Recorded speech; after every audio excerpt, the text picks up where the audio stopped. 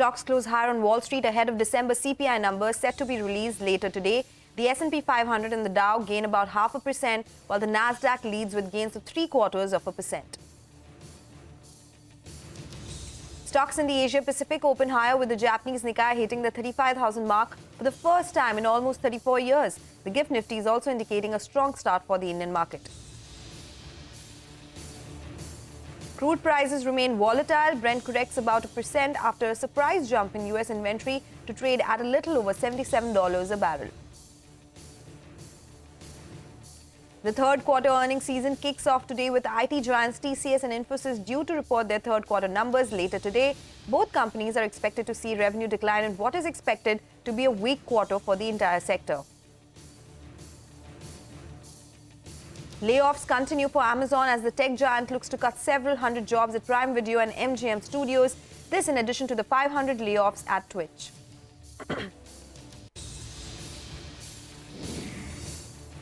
Good morning in the Mumbai News Center. I'm Sonal Bhutra and you're watching Power Breakfast. Those are the top headlines that we are tracking for you. It's a big day for our own markets because of these big IT earnings, and of course in the US markets the inflation data is expected today as well.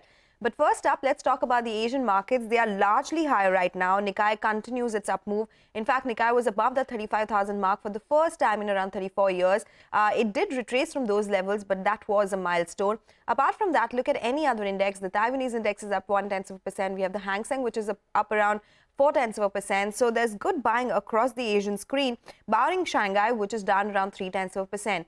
But let's take a look at the GIFT Nifty because that will indicate the moves for our own markets. And the GIFT Nifty is absolutely flat with some negative bias. I mean, the implied open is suggesting that. So let's see which way things go because we did see a sharp recovery from the lows yesterday. We'll have to see whether that continues today or not. 21,700 above that mark is what the GIFT Nifty is implying. Now let's move on to the US markets. Wall Street ended higher on Wednesday with investors awaiting the release of fresh US inflation data and earnings. Dow Jones added over 150 points while S&P 500 gained 0.57%. The tech-heavy Nasdaq added 0.75% and CPI inflation for December will be released later today.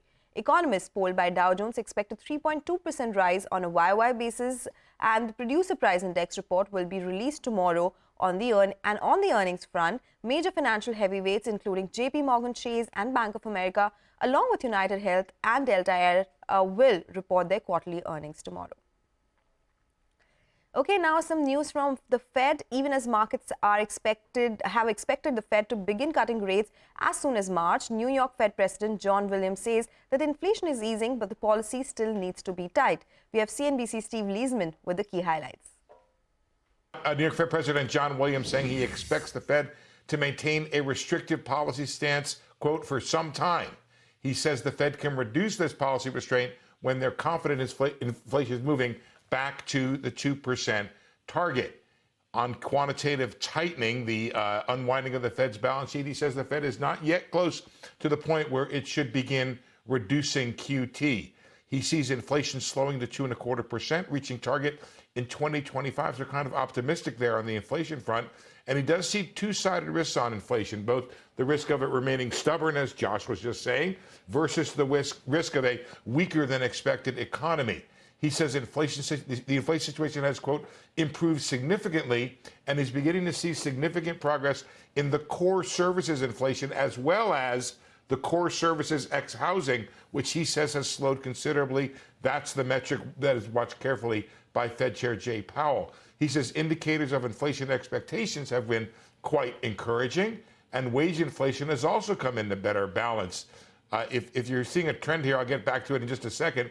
Still has a ways to go, he says, to get inflation back to target, and he sees the current unemployment rate prevailing over the long run. That is the current 3.7% unemployment rate, which is quite striking, though he does see it going up to 4% this year. The labor market, he says, is returning to better balance, and job growth has slowed considerably.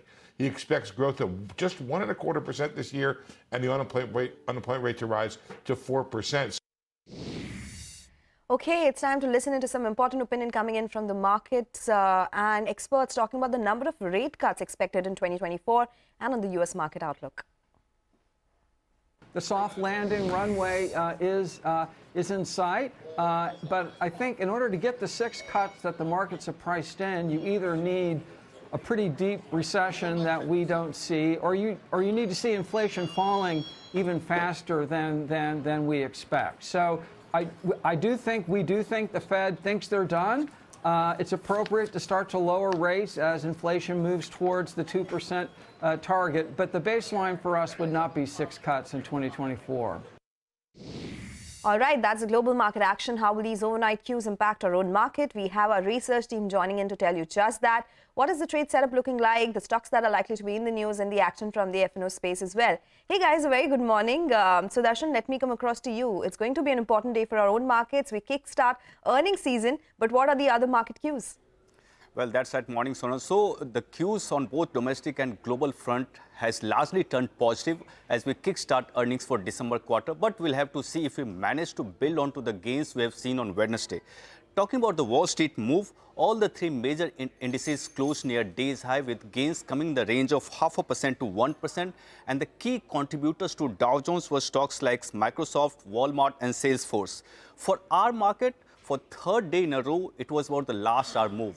But unlike previous two sessions, Nifty yesterday saw a sharp uptick in the last hour, led by the biggest weighted stock, Reliance. Nifty gained 73 points, of which more than 50 points were contributed by Reliance, which closed at record high.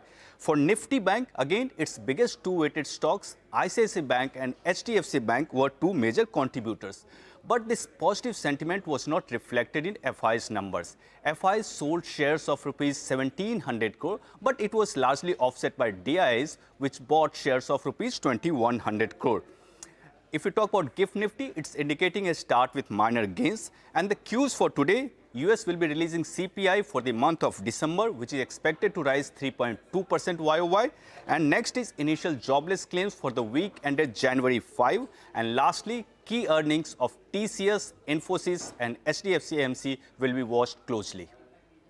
Oh yes, that is going to be the big trigger for today's market. Thank you, Sudarshan, for bringing us all those cues. But let me go across to Hormaz. There's no dearth of stocks in news as well, Hormaz. Please tell us which ones are on your radar. It never is a dearth of stocks at all, and it'll start off with Mahindra & Mahindra with a CNBC TV18 newsbreak confirmation where the Sustainable Energy Infra Trust has launched its IPO. Remember, CNBC TV18 had reported about this on the 9th of January, saying that this will be listed next week, and Mahindra & Mahindra stake will fall to 10.5% from around 15.5% earlier, so we'll keep that on our radar. A couple of business updates. Phoenix Mills, where total consumption in the December quarter was up 24% year on year to around 3,300 crores. Gross retail collection crossed 700 crore rupees, was up 30% from last year, and on a like-to-like basis, the consumption was up 4% from last year. Bank of India, where gross advances were up 11.5%, global deposits were up 8.5%, and domestic advances grew 11.5% as well from last year. Axis Gates Technologies has launched a QIP to raise funds, and its floor price of 696 rupees is almost a 10% discount to Wednesday's closing price. Kalyani Steel has emerged as a successful bidder to acquire the assets of Kamineni Steel. It will be acquiring around 3.5 lakh tons of billet capacity for around 450 crore rupees, which it has to pay up before the 7th of April this year. In an exclusive conversation to CNBC TV18 yesterday, Mazgaon Dock said that the divestment reports so far are only speculative in nature and there is nothing concrete as of now. They also said that there is no requirement of issuing fresh capital for capex for at least the next 2 years, and they are exploring a joint venture with foreign companies for exports and for setting up shipyards abroad. Remember, the government still owns around 84% in Mazgaon Dock. And lastly, Safari Industries, where the board will meet on the 15th of January to consider fundraising via preferential issue of shares. Back to you. All right, so those are the stocks on our radar. Hormaz, thank you for that list. Finally, let me go across to Manglam, joining in with all the cues from the F&O space. Hey, Manglam. Well, yesterday was interesting for the market. We opened lower, thereafter went to the 20-day moving average, and from there was a big bounce on the Nifty, and it ended virtually at the high point of yesterday's trading session. So if you just take a look at it, the 20-day moving average yesterday was close to around 21,450, and that's where we bounced back from. Now the 20-day moving average has come higher, and so have the supports. Important to know, it was the sleeping giant Reliance that took the Nifty up in yesterday's trading session. The second half, it was all about Reliance. The intraday charts of both the Nifty as well as the Reliance will tell you that. And as you can see, Reliance ended at the high point of trade. Most of that purchase, however, was perhaps by the domestic institutional investors who bought about 2,100 crores in cash.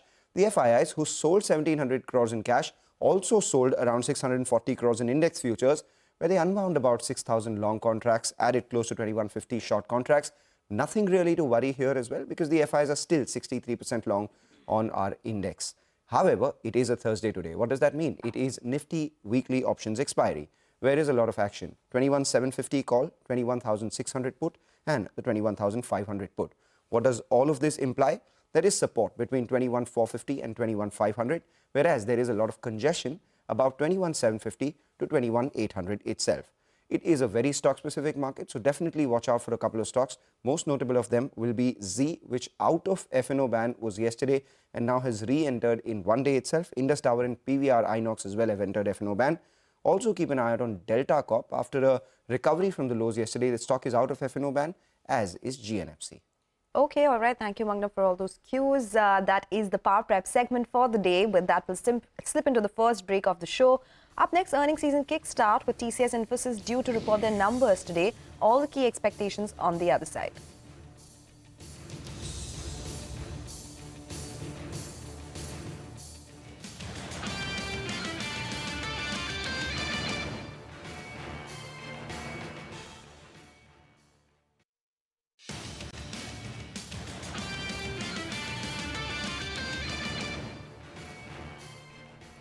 Welcome back. You're still tuned into Power Breakfast. It's time to talk about the key earnings that we're expecting today. IT bellwether TCS is due to report its Q3 numbers today, and we'll talk about Infosys later. But Rima is joining us with the key expectations from TCS first up. Rima. So TCS is the bellwether for the technology industry. When it comes to numbers this time, it's expected to be a weak quarter. Flat revenue growth on a constant currency basis. In fact, the street is quite divided. The constant currency range ranges from -1% to +0.7%. What will weigh on the top line? Weaker discretionary demand, higher furloughs, but there will be a positive impact of the large BSNL deal. Margins are likely to be flat. The absolute bottom line could be impacted by a $125 million provision that the company is going to make for the Epic case. Now, TCS, as I said, is the bellwether, doesn't give you an annual guidance, so qualitative commentary. The body language is more important. Are there any signs of a recovery? Is the macro picking up? What are the CY24 budgets looking like? And even this large $1 billion BSNL deal, analysts fear it's coming in on lower margins. So will it impact the overall margins? Also, the large deal wins announced by the company have been on the lighter side, fewer this quarter. The stock has done about 3-4% in the last 3 months since its last quarter numbers and is trading at 27 times forward multiple. Okay, and you can catch TCS CEO K. Krithivasan addressing the media after the company's third quarter numbers at 5:30 p.m. only on CNBC TV 18. But Rima, stay on. Infosys is also expected to report its numbers today. What are we expecting? It's likely to be a weak quarter for Infosys, a dollar revenue decline of 1.8% quarter on quarter, constant currency revenue decline of 1.6%, higher furloughs, weak macros are all likely to hurt Infosys growth. Margins for Infi could come down sequentially because of wage hike, which is effective 1st of November. Now, the company could cut its FY24 guidance. The current guidance is 1 to 2.5%, but many analysts are saying that the company could now say the top end of the guidance from 2.5% comes down to 2%. So 1 to 2% would be the new guidance, and this would be the third guidance cut by the company. Margin guidance is likely to be maintained. In terms of commentary, 1, the reason for the senior management attrition, and 2, the reason for the cancellation of a large $1.5 billion MOU with a global client. Okay, and you can also catch Infosys MD and CEO Salil Parekh addressing the media after the company's third quarter numbers at 4:30 p.m. on CNBC TV 18. We'll slip into another break. Up next, we'll get you all the cues from the commodities markets. So stay tuned for that.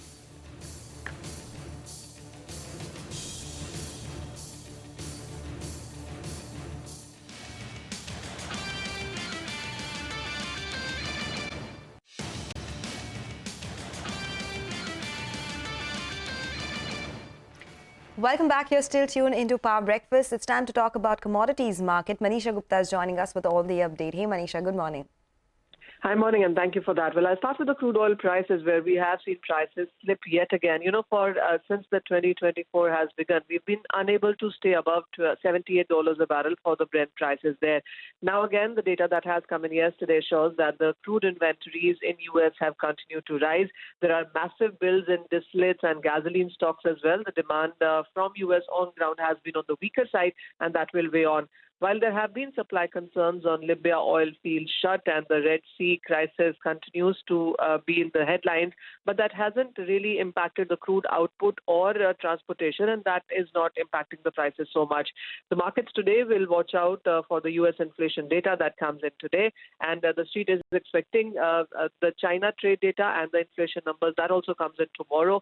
So the next couple of days, today and tomorrow, are going to be quite data heavy, and that is where we will get direction from. Sharp declines is what we've continued to see in the metal space in the meanwhile.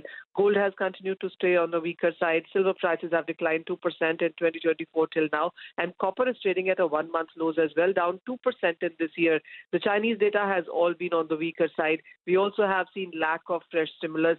The demand continues to be muted, and that happens during the winter season. So for metals as well, even as you look at the fund allocation has been on the weaker side. So all of that continues to weigh on, and almost all metals until now in 2024 are trading in the negative. Okay, so not such good cues coming in from the commodities market. But thank you, Manisha, for joining us as always and making sense of the moves in the commodity markets. Let's move on now. Amazon, in a memo to its employees last night, announced that it would be cutting jobs across its Prime Video and MGM Studios divisions. Earlier, the e-commerce giant's live streaming platform, Twitch, had also announced that it would be cutting 500 jobs in order to streamline operations and align headcount with the current size of the business. This also marks the third round of layoffs in a year at Twitch, which earlier cut jobs in March and October 2023.